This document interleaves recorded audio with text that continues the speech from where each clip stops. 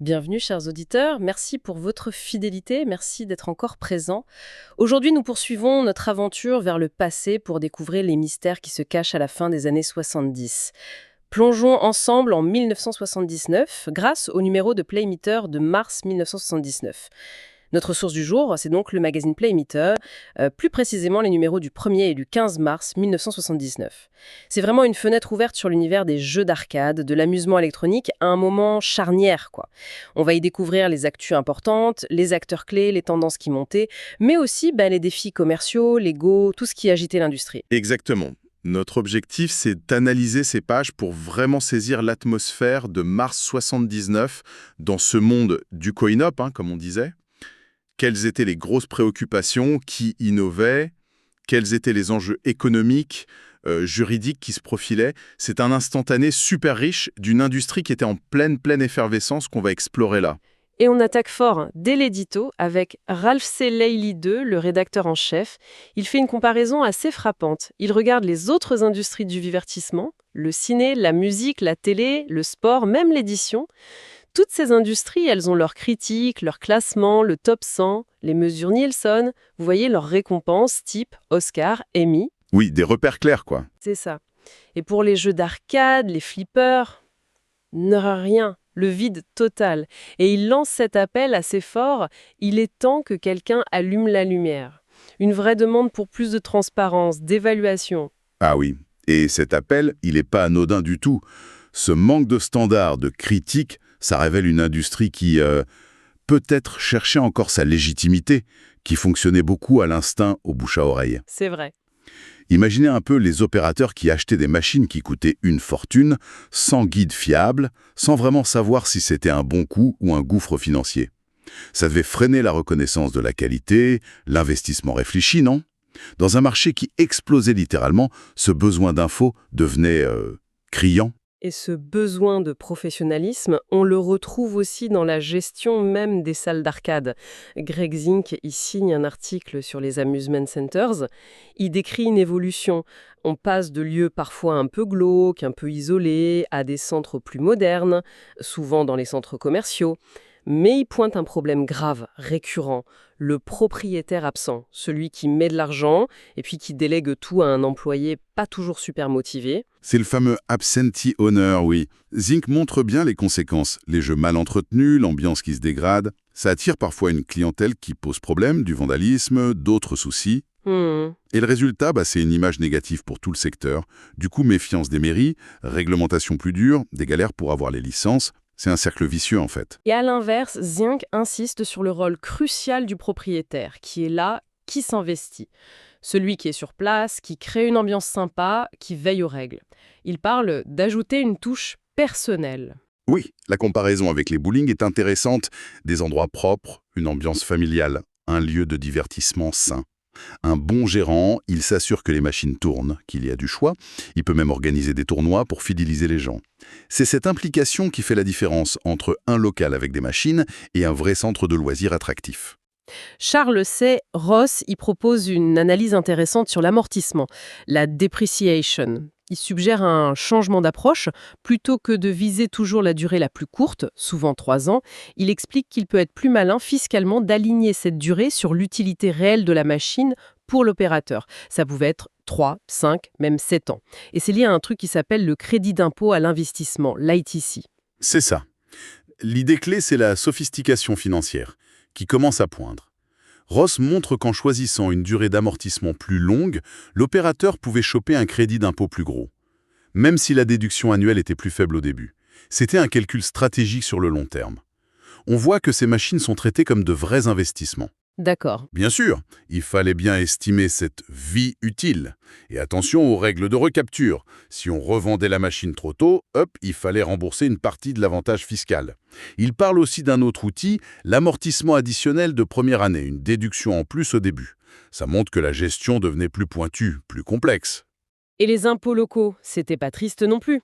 Michael Mendelssohn, il pousse un coup de gueule contre ce qu'il appelle le Property Assessment Rip-Off, l'arnaque de l'évaluation foncière.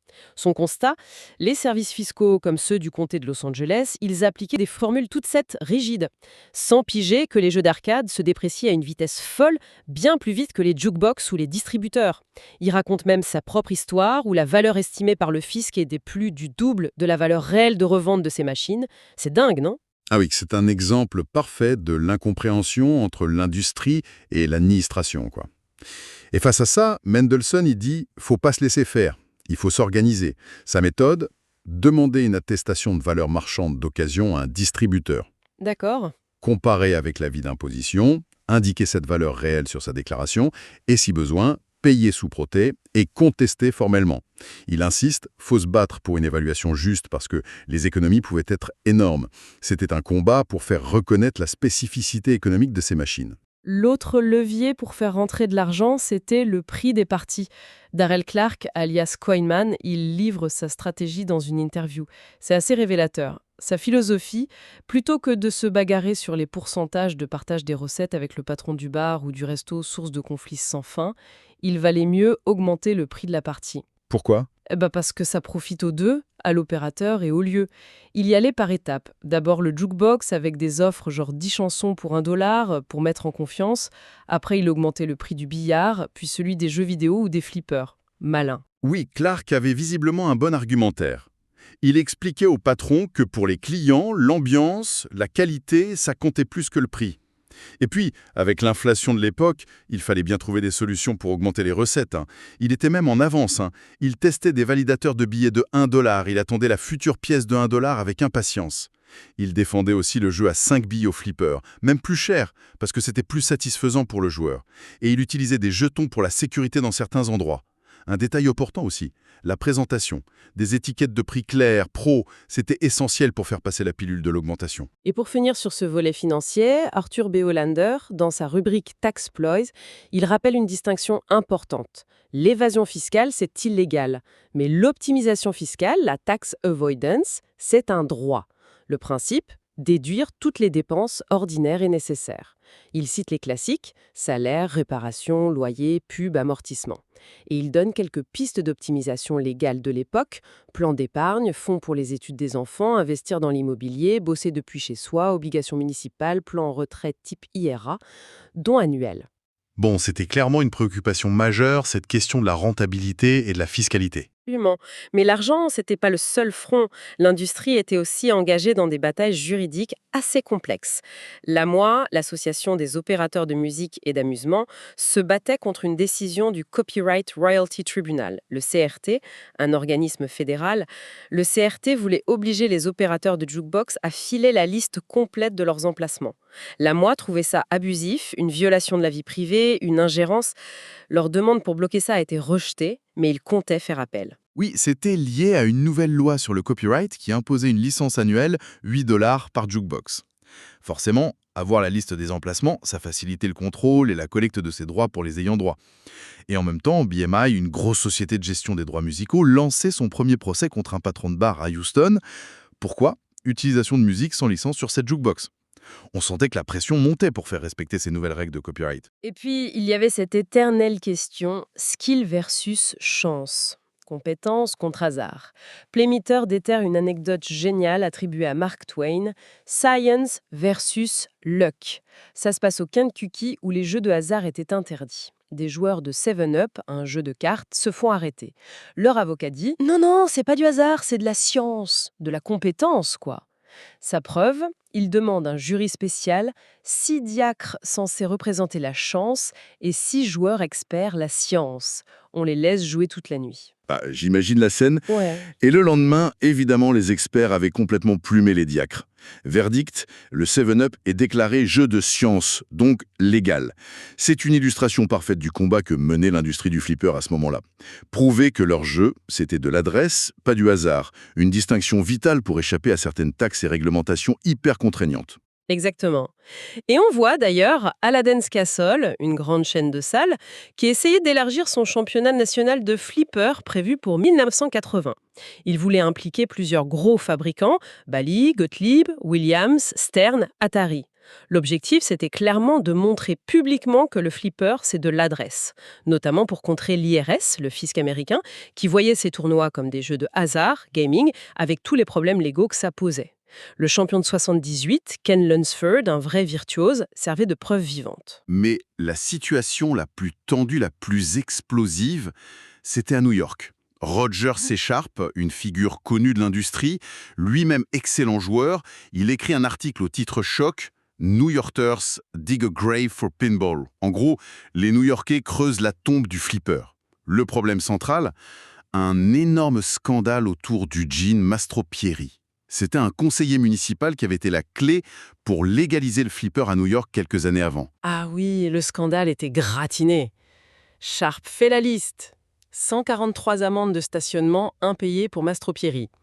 Un voyage tout frais payé offert par une boîte de flippers juste après le vote de la loi. Des transactions financières louches avec le crime organisé présumé, avec enquête fédérale en cours. Et le pompon, le bar de sa femme, financé par LaSalle Vending, une boîte de flippers qu'il avait soutenue. Et il avait oublié de déclarer qu'il était l'avocat d'un distributeur de tabac qui faisait aussi du flipper, des conflits d'intérêts partout. Sharp, il exprime une vraie crainte, très vive, que ce scandale serve de prétexte pour faire marche arrière et interdire à nouveau toutes les machines à pièces à New York. Et pire, que ça fasse tache d'huile, que ça nuise durablement à l'image de toute l'industrie dans tout le pays. Son message, c'est un appel urgent à l'unité, à band together, stand up and fight. Regroupez-vous, défendez-vous. Il sentait un vrai danger d'effondrement de la réputation qui avait été si dure à construire. Et pendant ce temps, malgré toutes ces tensions, l'industrie continuait de tourner, bien sûr. Ralph Lally fait le compte-rendu du salon ATE à Londres. Apparemment, c'était la galère niveau logistique, des grèves, le mauvais temps, mais commercialement, ça a été un succès pour beaucoup.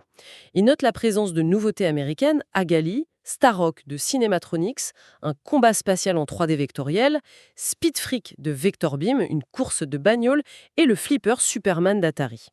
L'ambiance était très dense, très différente des salons US apparemment. Et les brèves qu'on trouve dans le mag donnent une bonne idée de l'activité intense. Bally qui obtient enfin sa licence permanente au Nevada, ça c'était gros. Gamatron qui entre en bourse.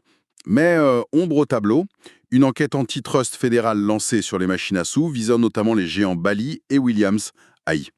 Sinon, Sega annonce de bons résultats. Il y a du mouvement chez les cadres. Paul Jacobs qui part de Meadows Games. Telmark qui met le paquet sur le marketing pour Touchdown Fever. Fait sympa. Harry Williams et Sam Stern, deux pionniers qui collaborent chez Stern Electronics. Atari qui s'étend en Irlande. Les assauts d'opérateurs actifs comme au Minnesota, l'AMOA qui lance des formations techniques. Et puis une avalanche de nouveaux jeux.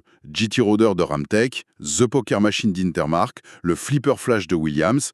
Ça tournait à plein régime malgré les défis. On sent aussi arriver la révolution Solid State, le passage à l'électronique qui allait tout changer. Quelques touches culturelles aussi, c'est marrant.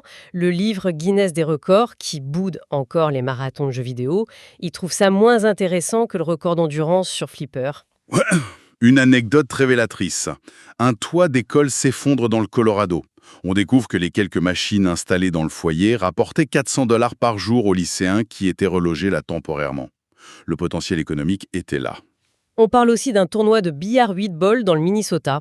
Et bien sûr, les tubes du moment sur les jukebox, Rod Stewart avec Do You Think I'm Sexy. Ah oui, Kenny Rogers, The Gambler, Sherry Lynn, Gotta Be Real, toute une époque. Exactement. Et il ne faut pas oublier la rubrique Critics Corner de Roger C. Sharp. Dans ses numéros de mars, il critique plusieurs nouveaux flippers. Dracula de Stern, Supersonic de Bally, Solar Ride, Blue Note Rockstar et Gemini de Gottlieb. Il défend aussi sa critique précédente du flipper Charlie's Angels, qui avait dû faire jaser. Et petite révélation, il annonce qu'il a lui-même conçu un jeu, Sharpshooter, pour Gameplan, qui allait sortir bientôt. Il assure que ça n'affectera pas son objectivité, mais bon, c'est intéressant de voir le critique passer de l'autre côté du miroir. En conclusion, ce mois de mars 1979 nous donne vraiment l'image d'une industrie en pleine ébullition. L'innovation est là, clairement, avec la transition vers l'électronique, les premières vidéos 3D, Mais c'est aussi une industrie sous tension, confrontée à des défis économiques énormes, la hausse des prix, la fiscalité complexe, à des batailles juridiques sur des questions clés comme le copyright ou la définition même des jeux, skill versus chance, et puis cette image publique fragile, menacée par des scandales potentiellement dévastateurs comme celui de New York. C'est un moment charnière, vraiment. Tout à fait. Et ça nous laisse avec une question pour aujourd'hui finalement.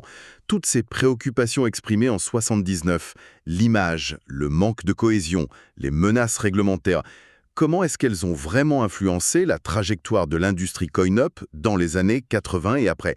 Est-ce que le secteur a réussi au bout du compte à allumer la lumière, comme le voulait Ralph Lally? Est-ce qu'il a réussi à se structurer pour affronter ces défis? Ou est-ce que ces failles qu'on voit déjà en 1979 ont continué de peser sur son développement? C'est une bonne question, je trouve. Une excellente question pour continuer la réflexion, en effet. Un grand merci d'avoir décortiqué avec nous ces pages fascinantes de Playmeter et merci à nos auditeurs pour leur écoute.